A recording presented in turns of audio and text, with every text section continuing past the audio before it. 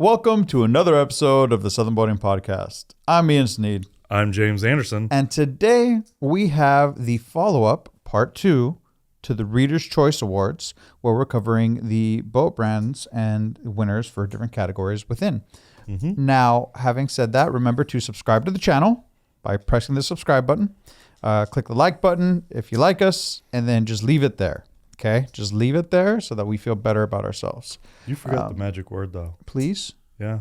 Please. And then I feel like more of our personality is coming out as we record more podcasts. And then, if you want to get regular reminders about when these videos go live, or you want more boating content, then click on the first link in the description and subscribe to our newsletter. It's free, and it's always boating-related content, never anything else. Useful boating-related content. True. So, with that, we're going to kick it off today. Reader's Choice Part 2. Part 2. Now, before we go into it, remember, we had, I think it was 32 categories. 30, 32, 33, somewhere 32, in there. Over 30 categories. I've lost count at this time. I know, I do the same thing. Over 30 categories that the readers voted on. Mm-hmm. Okay, so this says we have zero input in on this. It is strictly up to the readers, and they choose the brands. Right. So we have no influence in it whatsoever. So it's very refreshing to see some of this. And this is also, I think, enlightening to the industry as a whole sometimes. I think it really helps the industry understand what the consumer is looking towards and appreciating as far as products that are coming out to the market. Because we get to see with this some trends, right? Yes. Right. And some changes in trends, really, from year to year that we do this, because this is our 5th year now. Mm-hmm. And we've seen some changes over time. Mm-hmm. You know, when I look back, because I've been involved in, is this my 3rd or my 4th? I've lost count, lost track. Mm. But, you know, I've seen some changes in the voting over the years. Yeah. And also, if you go back and you can kind of track trends as far as which companies are actually fighting for that number one spot, but like because they're creating products that the consumer wants, right? So you can see the companies that were, you know, maybe once kings of their little, I don't want to say niche, but their category, their segment, are having to fight off really good competitors. And that bodes well for the industry, because what that means is every company is now creating a product that is better for the consumer, that the consumer also appreciates more, and everybody wins when we have that kind of competition. Right. It creates great competition. Yeah. And that's what we really need for a healthy market, is good competition. So this, what I love about Reader's Choice is exactly that. It's the finger on the pulse in the boating industry from the consumer's perspective. Correct. I just love this is strictly consumers. It's not derived by any type of data points or anything like that. Right. Just so refreshing, because we see other people out there derive it from data, web traffic, all these different things that they're utilizing. No, we don't do that. This is strictly engaging our readers and asking them to vote on these 32 categories. And again, it's very refreshing to see them engage with us, but also the response that we get. You know, we were just a tick under 30 or 40,000 votes, at 39,700 something. So what I love about that is if you look at some scientific studies, right, where they say like, there's evidence that, you know, this type of cell can have this kind of an effect, and if you supplement with this. But when you look at those studies, there was a study of like 12 participants. Right. And now the sample is tiny. Right. The sample is so tiny. And then, or even if they have a large sample, it's like 100 people, right? They're like, oh, that was a big study.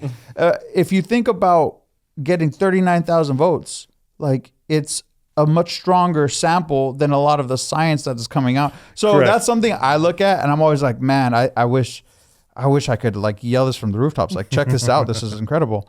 But you know, I'll just leave it at that. Well, it's understandable. I mean, you spent hours. I spend half of my year on this working on this. Yes, you do, actually. So, all right. With that said, let's jump into the first category. Let's jump into the first one. Absolutely. And this is one that I've always enjoyed, and they are continuously at the top. Yes. So I'll let you kick it off. For favorite express cruiser, in first place, we have Tiara. And I love this company. I love the people that I get to interact with at this company. I love the products that they're producing. I understand 100% why they won first place. And if I'm not mistaken, they won pretty handedly as well. Yeah, I mean, there was a big delta between them and second place.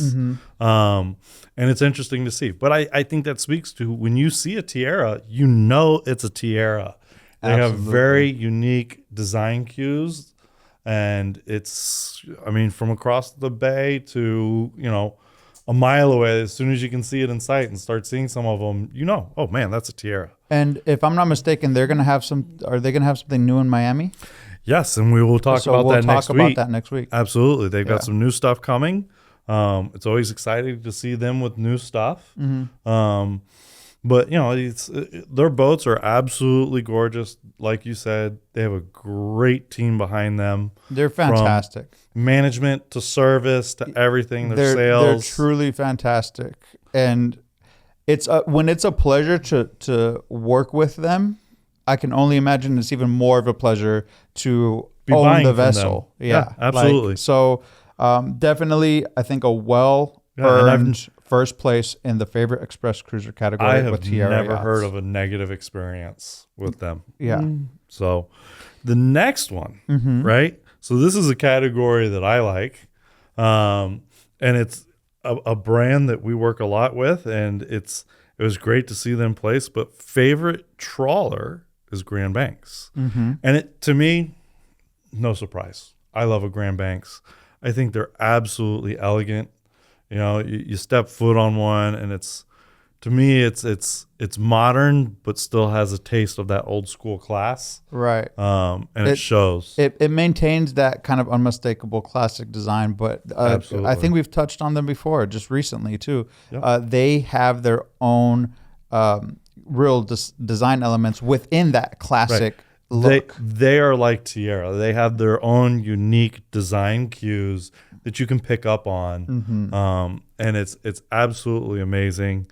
To me, it's just when I think of Grand Banks, it's, I instantly can draw the image in my mind and start thinking about it and being in the cabin and just really all of the things that they do, from the woodworking to every last little detail that they pay attention to. So that's why it does not surprise me that they get first place. Yeah, that makes a lot of sense. I get that. Let's move on to the next one. Yeah. You're up for that? I'm ready for the next one. So I think this delivers no surprise to anybody. You're going to hear this and you're going to be like, oh yeah, okay. Favorite sport fisherman. First place is Viking, right? Yeah. And I feel like that just feels right when you hear the conversations. If you see social media chatter, Viking is kind of the name in the sports fisherman category that gets talked about a lot. It's the one that you see the most. It's the one that you hear about the most. It's, Pat Healy does an amazing job with this brand. They got a new boat coming at Mibs, which we will talk about in the next episode. And again, it's just a brand that everybody knows, and that's part of this. They have built themselves an excellent brand. Yeah. And they know it. And they continue to drive upon that success and push it further and further every single time. And they're a great example of what we touched on earlier, where we're talking about the competition that gets developed by. So the sports fisherman class is one of those where you're seeing a lot of brands that are vying for that number one spot. And, again, because Viking has such a strong brand and presence, that's kind of what they're pursuing. Right. There's some competition to them, but Viking constantly stays in the top. Viking does a phenomenal job with their brand, building boats, and just upholding that reputation. Absolutely. I agree with that. We'll go on to the next one, and it's a class of boat that leaves me always a little inquisitive, right? Outboard Catamaran. So the number one outboard catamaran for us, 2 years running now, and I think this is actually the third year running, World Cat. And no surprise to me, they build a great vessel, right? And they advertise it. They sell an awful lot of boats, and I don't think I've ever been on one that I've been dissatisfied with or said, not really my kind of boat. But it's it's one that always I look at and I'm like, wow, okay. And they continue to innovate with their designs.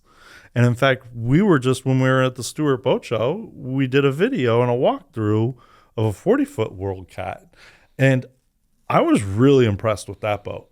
I was again going to reference that. It leads me back to this. No surprise why World Cat wins this class. And again, back to what we touched on before with Viking. There is a lot of competition in this space now. Mm-hmm. And it's growing in competition. It is. So, and World Cat's doing what it takes to stay on top. And that shows because this is, again, the third year that I can remember of that they've won straight.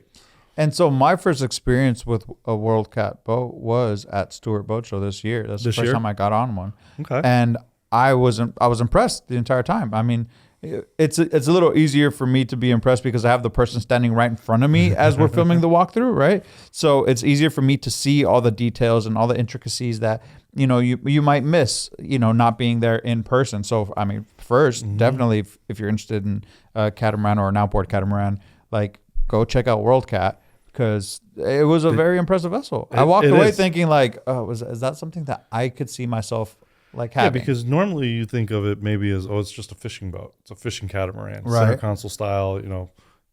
No, but no, it's not. really not. It's more than that. You notice that on that walkthrough. Yeah. All the available space. Yes, it's great for fishing. But two, I mean, it can be great for entertaining. It can be great for a day boat. All the extra storage. Like, it's just, you could use it. It's such a multi-purpose vessel. Exactly right. And that's what always drives me back to being inquisitive or piquing my curiosity with a catamaran is that space. Like, how else do you find that space in that platform? It's challenging. It's in a monohull, you simply don't. Yeah, in a monohull, there's really no way. So it's really good. So congratulations to World Cat. You're doing a great job. Keep it up. Obviously, everybody's loving your brand. Yep. So, and then we'll get on to the last one, which is an interesting boat class. It is, because I would say it's a newer boat class. It's a newer boat class. It's growing in popularity. I think with innovation, it's going to continue to grow in popularity. And especially with the younger generations getting involved in boating more and more often, that this is only going to grow in popularity. Right. So I'll let you make the announcement on this one. So favorite green boat, in first place, we have Greenline. Now, I think the reason Greenline takes first place, even though there's a few companies that I think are a little more well-known, is because they go out of their way to make sure that it fits the buyer. Right. And that's what's building their brand. Whereas a lot of other companies are focusing on building their brand and then adjusting the product to their buyer after the fact. I'm not saying that that's exactly what's happening in this space, but that's generally what you see with across industries, not just the boating industry. And Greenline, I think, is doing it the right way, where they're creating a product that fits their buyer. Well, and a lot that goes into that too is they are only in this segment. Right. Exactly. As so opposed they specialize. to with some of the competition that was in this as nominees, they build our traditional boats and they try and get into the space. Yes, that's true. That's very true. Greenline, this is their space. Right. And that shows with this line. Yeah. You know, and they've got a lot of innovation. There's a lot more to come. We all know that when it comes to green, batteries, hydro propulsion, generation of power, all the different choices that we're going to have here in the near future. So I look for this class to actually grow in popularity. Yeah, I think it will. Absolutely. At the very least, introducing like a hybrid style of boat where you're using solar panels a lot more for various elements. And the way hybrid cars use them, right? Think about it. You have a large enough solar array, you can create your own hydrogen. You can have hydrogen engines these days for your propulsion. Yeah. I mean, we're seeing a lot of this technology start to develop. Yeah. So when we talk about alternative fuels, like the technology in that space is advancing extremely quickly, not just on a commercial level, but at a consumer level. And I think that's what's going to be driving this class, this favorite green boat class, and the companies that are succeeding there into the future. Yeah, absolutely. Absolutely. So that was in the last two episodes, 10 different categories of boat manufacturers or boat categories. There, like we said, there's 32 categories. So to see the rest of them, make sure that you visit the January issue of Southern Boating Magazine. And you can read about all of the other different categories that we had for our readers to vote upon. And there's some interesting things in there, from your favorite watch to your favorite set of binoculars or optics to your favorite generator.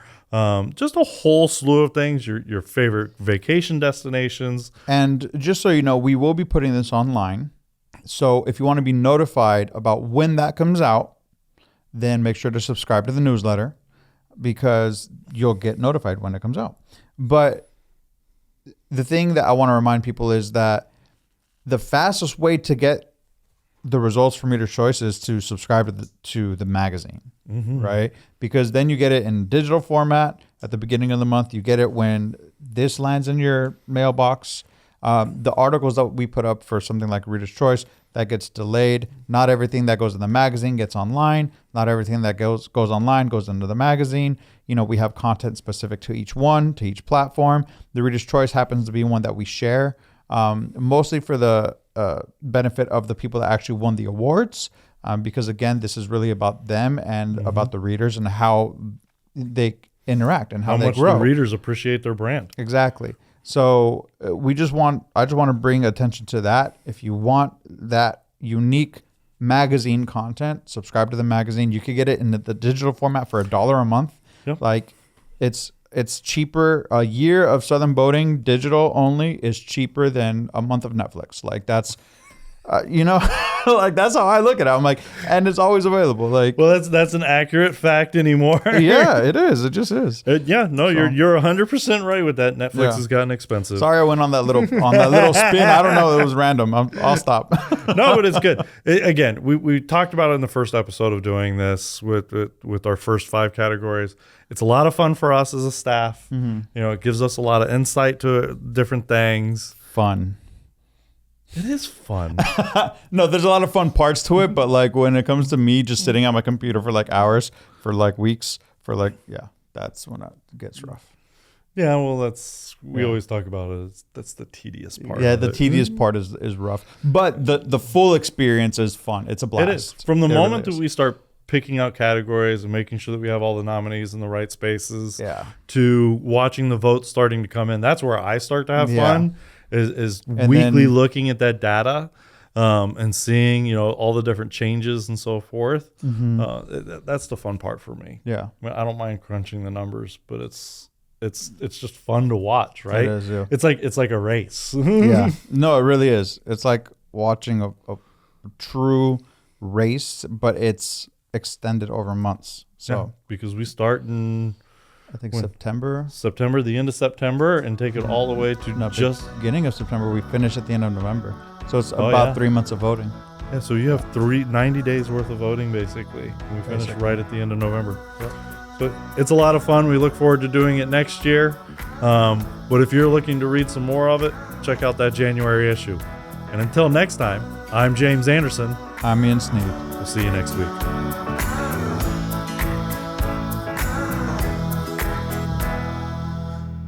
Otherwise, I'm too much of a man. It's,